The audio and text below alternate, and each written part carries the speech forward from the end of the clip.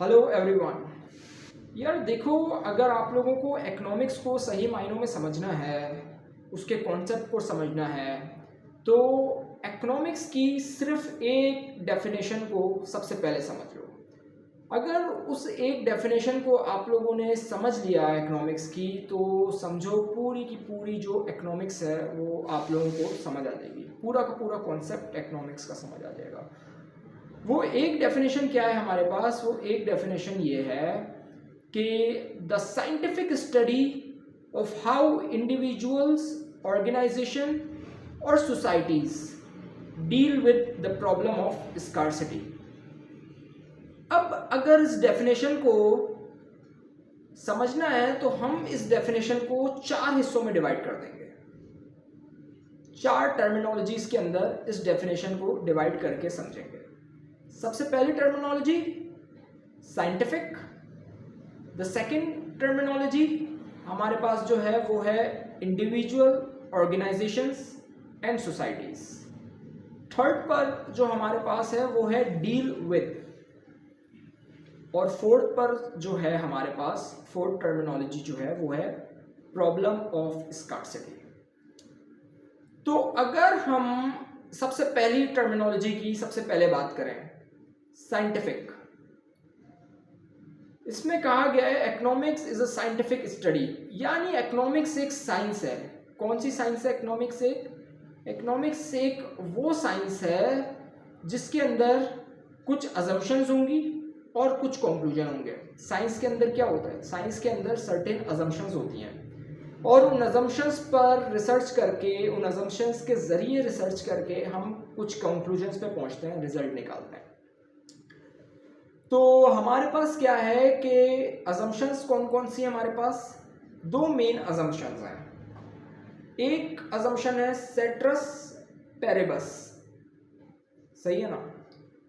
एक अजम्पशन क्या है? सेटेरस पेरेबस। और दूसरी अजम्पशन क्या है हमारे पास? दूसरी अजम्पशन है रेशनैलिटी की। The second assumption is of rationality. Ceteris paribus जो अजम्पशन है वो ये कहती है कि अगर आपको किसी एक वेरिएबल पे रिसर्च करनी है तो सारे वेरिएबल्स को कांस्टेंट रख के देखो। एक वेरिएबल का चेंज मालूम करना है तो ऐसे समझो जैसे सारे वेरिएबल्स कांस्टेंट हैं। थोड़ी देर के लिए ये अज्यूम कर लो कि सारे वेरिएबल्स कांस्टेंट हैं। और दूसरा एक अजम्पशन ये है रेशनैलिटी। रेशनैलिटी बड़ा एक सिंपल सा कॉन्सेप्ट है ह्यूमन नेचर का कि more is good, more is better, more is good या मोर इज बेटर। यानी अगर आप किसी सैलरी पे काम करोगे तो कम सैलरी आपकी अच्छी है या ज़्यादा सैलरी अच्छी है? ज़्यादा सैलरी ऑफ कोर्स अच्छी है आपकी। तो ज़्यादा सैलरी की को चॉइस करोगे ना आप, ज़्यादा सैलरी का ऑप्शन आप चूज करोगे। तो that's simple the concept of rationality कि मोर इज़ बेटर। जो चीज़ ज़्यादा है वो अच्छी है। अब आप कहो कि अच्छा ज़्यादा सैलरी देगा वो तो ज़्यादा आपसे काम भी लेगा, नहीं। हमने कहा कि सेम फैक्टर्स हैं, सेम कॉन्स्टेंट्स हैं हमारे पास, सारे जो अदर फैक्टर्स हैं कॉन्स्टेंट हैं। सेट्रस पेरेबस में हमने क्या देखा? अदर फैक्टर्स आर सेम, लेकिन सैलरी बढ़ा दी उसने। तो अब आप क्या चूज करोगे? ऑफ कोर्स ज़्यादा सैलरी आप चूज करोगे। तो ये हमारा क्या हो गया? अजम्पशंस हो गया। दूसरा पार्ट जो हमारा साइंटिफिक का है वो है कंक्लूजन्स। कंक्लूजन्स क्या ड्राइव होते हैं हमारे पास? कंक्लूजन्स इस तरह ड्राइव होते हैं जब आप ये देखते हो कि हमारे पास इकोनॉमिक्स एक पॉजिटिव इकोनॉमिक्स है या नॉर्मेटिव इकोनॉमिक्स है। सही है? पॉजिटिव इकोनॉमिक्स का मतलब कि व्हाट आर द फैक्ट्स, कि पाकिस्तान का लिटरेसी रेट कितना है, अरे इतना कम क्यों है पाकिस्तान का लिटरेसी रेट। ये हमारा क्या है? What is positive economics. सही है? व्हाट इज का जो कॉन्सेप्ट है वो है पॉजिटिव इकोनॉमिक्स कंक्लूजन्स के अंदर। सेकंड कॉन्सेप्ट क्या है हमारे यहाँ कंक्लूजन के अंदर? वो है व्हाट शुड बी, यानी फैक्ट्स तो चलो है, लिटरेसी रेट कम तो है पाकिस्तान का, अब ये बताओ लिटरेसी रेट बढ़ाने के लिए क्या करना है। तो ये जो है ये कहलाता है आपका व्हाट शुड बी कंक्लूजन। सही है, एक है व्हाट इज द कंक्लूजन, एक है what should be the conclusion. What is जो होता है इस पर कोई आर्गुमेंट नहीं होता, ये फैक्ट्स हैं, ये सबको पता है। पाकिस्तान का लिटरेसी रेट अगर कम है तो ये बात आपको भी पता है, मुझे भी पता है। सही है, इस पे कोई आर्गुमेंट्स नहीं होती हमारे पास।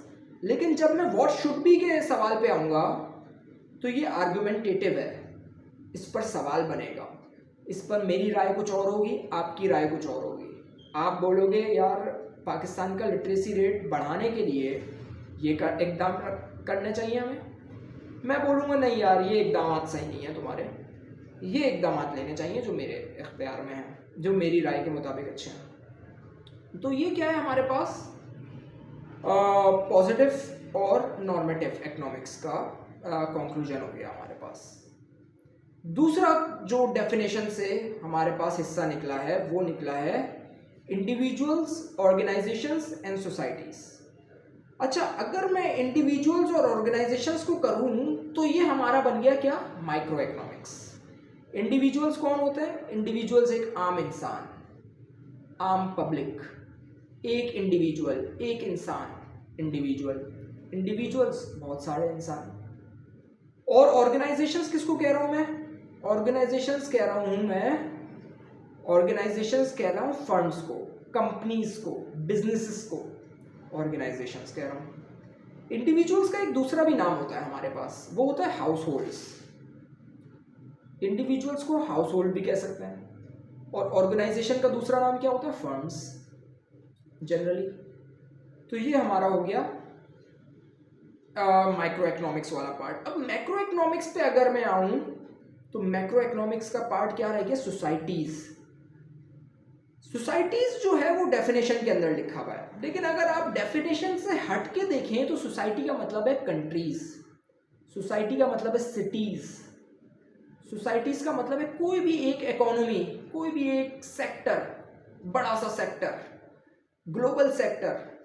हो सकता है मैं एक कॉन्टिनेंट की बात कर रहा हूँ, हो सकता है मैं एक सब कॉन्टिनेंट की बात कर रहा हूँ, हो सकता है मैं सिर्फ साउथ एशिया की बात कर रहा हूँ, हो सकता है मैं एक कंट्री की बात कर रहा हूँ, या हो सकता है मैं एक सिटी की बात कर रहा हूँ।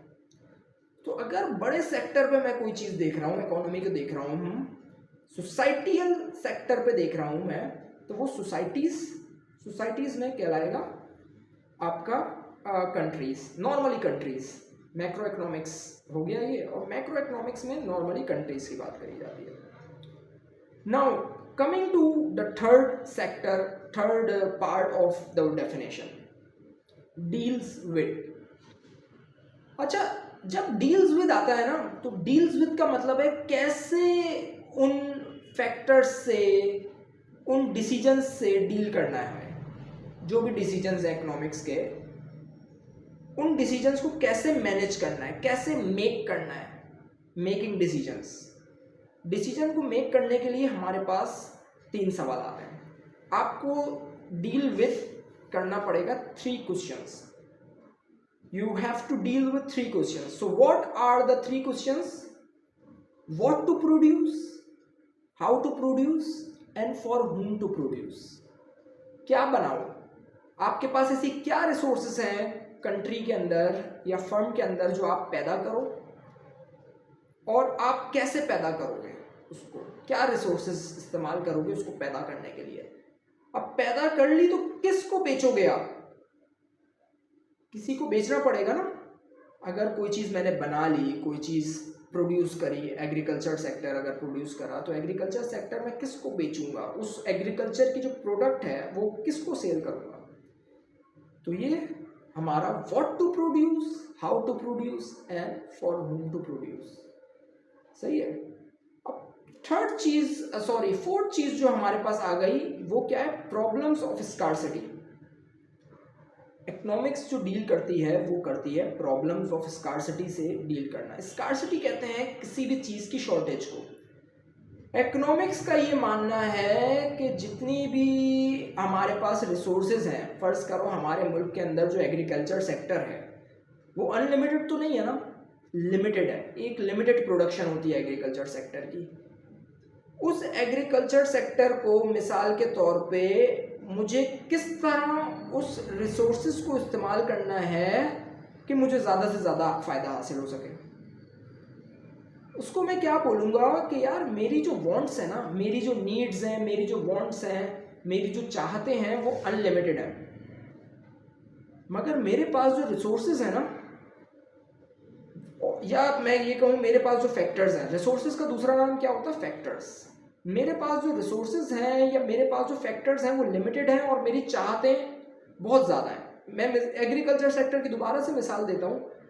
अगर हम एग्रीकल्चर सेक्टर को कंज्यूम करते हैं, मिसाल के तौर पे चावल को, तो हम क्या चावल को एक्सपोर्ट भी कर सकते हैं? नहीं, या तो हम एक्सपोर्ट करेंगे या उसको कंज्यूम करेंगे, या दोनों काम आधे आधे कर लेंगे, आधा चावल एक्सपोर्ट करें, आधा चावल कंज्यूम करें।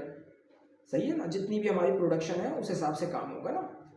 तो इस हवाले से क्या कहते हैं कि यार प्रोडक्शन जो है हमारी, रिसोर्सेज जो है वो लिमिटेड है और वांट्स हमारी बहुत ज़्यादा है। यानी हम चाहते तो हैं चावल को बहुत ज़्यादा एक्सपोर्ट करना, लेकिन क्या करें, हमारी अपनी भी तो कंजप्शन है। तो इसको इस तरह कहेंगे हम, वांट्स आर अनलिमिटेड और रिसोर्सेज आर लिमिटेड या फैक्टर्स आर लिमिटेड। तो ये हमारा इकोनॉमिक्स की डेफिनेशन का पूरा कॉन्सेप्ट है, जिससे हमें पूरी की पूरी इकोनॉमिक्स की नॉलेज, इकोनॉमिक्स का एक सिनेरियो पता चल जाता है। Thank you very much.